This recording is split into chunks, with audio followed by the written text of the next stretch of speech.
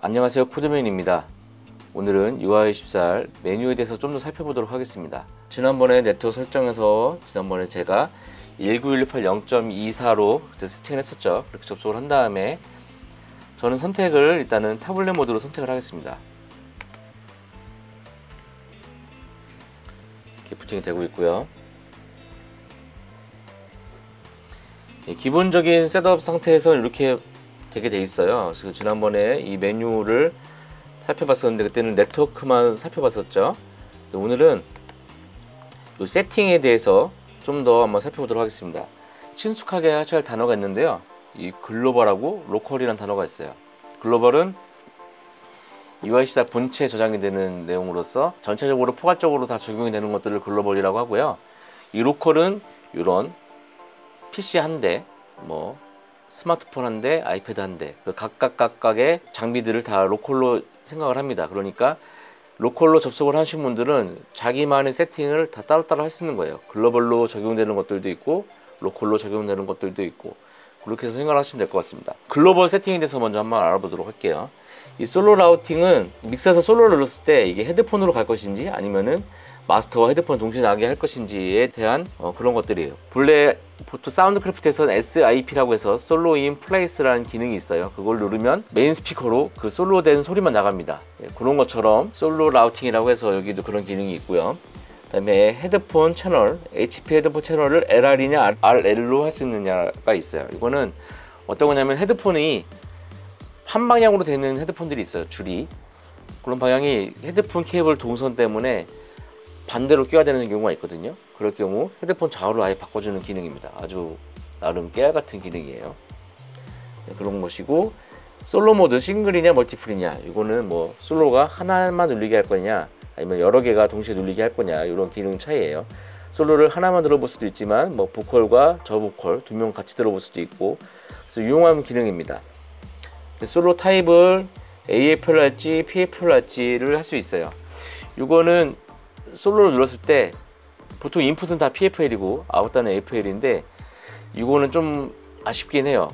기본적으로 솔로는 PFL로 듣게 돼 있고 입력은 PF로 듣게 돼 있고 아웃은 AFL로 설정이 돼 있어야 되는데, 이렇게 됐다는 얘기는 아웃단도 PF로 듣거나 아니면은 AF로 듣거나 선택을 해야 되는 얘기거든요. 이거는 혹시라도 다음 펌웨어가 업데이트가 되면은 이건 좀 더 개선이 돼야 되지 않나 생각이 듭니다.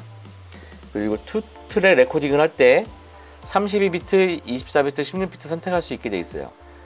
이 내부 프로세스이 32비트이다 보니까 레코딩도 32비트, 24비트, 16비트 선택할 수 있게 돼 있더라고요. 그 다음에 멀티 레코딩 포맷도 플락 24, 플락 16, 웨이브 24, 웨이브 16으로 돼 있어요. 투 트랙은 30비트까지 레코딩이 되는데 멀티 트랙 레코딩은 24비트와 16으로 무손실 음원으로 녹음이 되거나 아니면 웨이브로 녹음을 할 수 있게 돼 있어요. 그 다음에 마스터 매트릭스 샌드 포인트를 프리로 줄 것이냐 포스트로 줄 것이냐 선택할 수 있게 돼 있고요. 리셋 플러스 48비트 온부트는 이게 제품이 부팅됐을 때 팬텀 파워가 부팅이 될 때 리셋이 될 거냐 아니면 그냥 원래 있던 상태로 될 거냐를 결정하는 겁니다. 이 어떤 의미냐면요, 믹서가 다시 켜졌을 때 팬텀이 다 들어가 있게 할 것이냐 아니면 팬텀이 빠져 있게 할 것이냐의 차이예요. 제가 배우기로는 처음에는 팬텀 파워를 사용하는 콘덴서 마이크 사용할 때는 항상 넣고 빼고 할 때는 팬텀을 빠진 상태여야 된다고 제가 그렇게 배웠는데, 많은 분들이 그냥 넣고 빼고 하거든요. 그런 부분에 있어서 믹서를 다 처음 켰을 때 팬텀 파워가 꺼져 있다면은 그 상태에서 마이크를 이제 꽂아도 아무 문제가 없겠죠. 그 다음에 이제 팬텀을 쓰는 채널을 팬텀을 눌러주고 되는 그런 기능입니다. 저 같으면 그냥 귀찮아서 그냥 그렇게 안 할 것 같아요. 네, 그리고 HDMI 언더스캔은 이거는 HDMI 출력단을 좀 더 스캔을 해서 해상도를 맞추거나 그런 기능들인데, 보통 HDMI로 직접 출력하는 거 잘 안 쓰기 때문에 저도 그냥 이거는 기본 세팅 상태로 쓰는 편입니다. 그 솔로 레벨을 정할 수 있게 돼 있고요. 헤드폰 1, 2 제가 지난번에 처음에 리뷰할 때 말씀드렸는데 헤드폰 포트가 두 개가 있는데 각자 따로 패치가 가능하다고 했거든요. 1번 헤드폰 출력은 여기 헤드폰 단자에서 바로 되는데 2번은 따로 조정할 데가 없어요. 그때 여기서 따로 조정할 수 있는 그런 기능입니다. 그리고 페달 펑션이 있는데 뒤에 페달 그때 꽂는 데가 있다고 말씀드렸죠. FX 채널을 뮤트 한다든지 아니면 전체를 뮤트 한다든지 플레이를 한다든지 레코드를 한다든지 탭 템포를 찍는다든지 멀티트랙을 플레이한다든지 아니면은 멀티 레코드를 한다든지 뮤트 그룹을 할 수 있게 되는데, 이번에 업데이트 되면서 뮤트 그룹 할 때 몇 번을 뮤트 그룹 할지를 정할 수 있게 되었어요. 예전에는 이런 거 없었거든요. 뮤트 그룹 자체가. 그게 바뀐 점이고요. 이게 글로벌로 작동이 되는 이 믹서의 기본으로 다 공통으로 적용되는 글로벌 세팅 값입니다. 그 다음에 로컬은 지금 현재 제가 쓰고 있는 요 지금 맥북에 있는 그 세팅 값만 조정하는 것을 말해요. 마스터락은요, 이 마스터 레벨을 잠그는 기능을 말해요. 그래서 마스터락을 켜놓으면은 이 마스터 레벨을 아무리 움직여도 움직이지 않게 됩니다. 그게 마스터락이고요. 그 다음에 여기 CPA라는 기능이 있는데, 이거는 커넥티드 PA라는 거에서 그 하만에서 PRX 시리즈 스피커와 함께 연동이 되는 기능이 있어요. 그거를 켜고 끌 때 쓰는 기능인 것 같고요. 그래서 보통 뭐 쓰지 않으시겠으니까 오프 놓고요. 그 다음에 빅 데스크탑 모드 4 믹스라고 하는 건, 이걸 키시면은 보통 빅D라고 불리는 이 모드로 되게 됩니다. 근데 이 빅D 모드는 해상도가 FHD 해상도가 돼야지만 작동이 되는 모드예요. 빅D 모드를 사용하시면은 이렇게 위쪽에 게인과 아래쪽에 채널 페이더가 구분이 되는 그런 모드가 됩니다. 그래서 이렇게 채널 상태에서 옆에서 에디트 뷰를 바꾸면은 밑에 채널이 그대로 나오고 위쪽에 이런 에디트 채널 스트립이 나오는 그런 구조로 되어 있습니다. 그래서 대부분 아마 PC를 쓰시거나 하시는 분들은 다 이거 쓰시고요. 아이패드에서는 이게 아직 안 돼요. 아이패드에서와 안드로이드는 이게 하시려면 뭐 여러 가지 방법을 써셔야 되는데, 일반적으로 PC에서는 다 빅D 모드 쓰시는 걸 제가 추천합니다. 로컬 인풋, 비거 슬라이더는 빅D를 키면은 비거 슬라이더가 자동으로 켜지게 돼 있어요. 슬라이더가 작다 보니까 이거를 키울 수 있는 게 로컬에서 비거 슬라이더를 키시면 좀 더 커진 슬라이드 아웃이 나옵니다. 이렇게 좀 이게 나오는 게 슬라이드 아웃이고요. EQ 커브 채널 LED를 하면은 EQ 커브가 채널 LED 이름에 보여주는 거고요. 보스 누르면 둘 다 나오고요. 그래서 만약에 1번 채널에 제가 EQ를 조정을 하면은 여기 보이시는 것처럼 EQ와 레벨이 다 표시가 되고요. 이걸 제가 만약에 채널 LED만 키면은 레벨은 안 나오게 됩니다. 그런 기능이고요. 보통은 다 놓고 쓰겠죠. 그 핀 슬라이드 아웃 인 익스 모드가 뭐냐면은, 요걸 해놓으시면은 언제든지 핀 슬라이드가 기본적으로 나오게 됩니다. 뭘 가더라도 믹스 모드일 때는 무조건 나오게 돼 있어요. 믹스 모드일 때는 이게 나오게 돼 있고요. 핀 소퍼 억스 FX 샌드는 이것도 마찬가지 핀 슬라이드 아웃이 계속 유지되는 상태를 말하는 것 같아요. FX 샌드 할 때만 이걸 만약에 꺼놔도 억스 샌드를 가면 자동으로 켜집니다. 무조건 그런 기능이고요. 핀 마스터 투 슬라이드도 마찬가지예요. 마스터를 갔을 때 이게 핀 슬라이드 아웃이 무조건 나오는 거죠.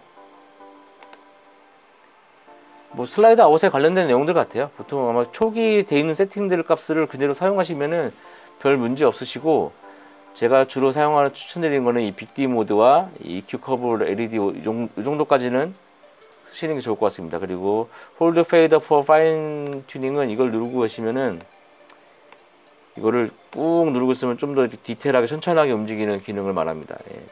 활성화되면서 디테일하게 그냥 이렇게 막 움직이다가 꾹 누르고 움직이시면 이렇게 아주 디테일하게 조정할 수 있는 모드를 말합니다. 그 채널 RTA가 입력단에서는 EQ에서 켜는 기능이 있어요.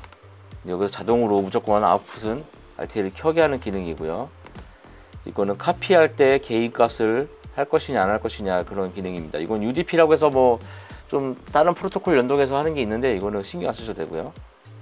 이거 메터 컨텐세이션도 뭐 메터를 좀 더 부드럽게 하거나 뭐 그런 기능이 있는데 그냥 놓고 쓰시면 됩니다. 그 다음에 페이더 글로우는 이 페이더 글로우라고 해서 사운드 크래프트가 쓰는 게 있는데요.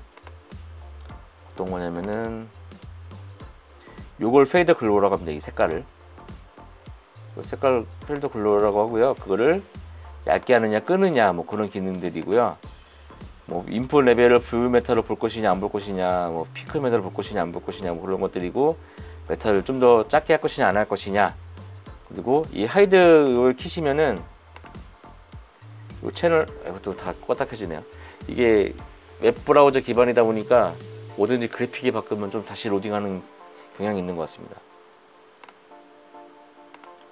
채널에 여기 개인하고 원래 개인 리덕션 메타가 있었거든요. 그게 사라져요.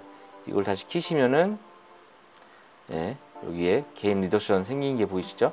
이렇게 생깁니다. 뭐 백그라운드라고 하는데 이거 키면은 그냥 좀 뭐 배경이 바뀌는 것 같은데 모르겠어 차이를.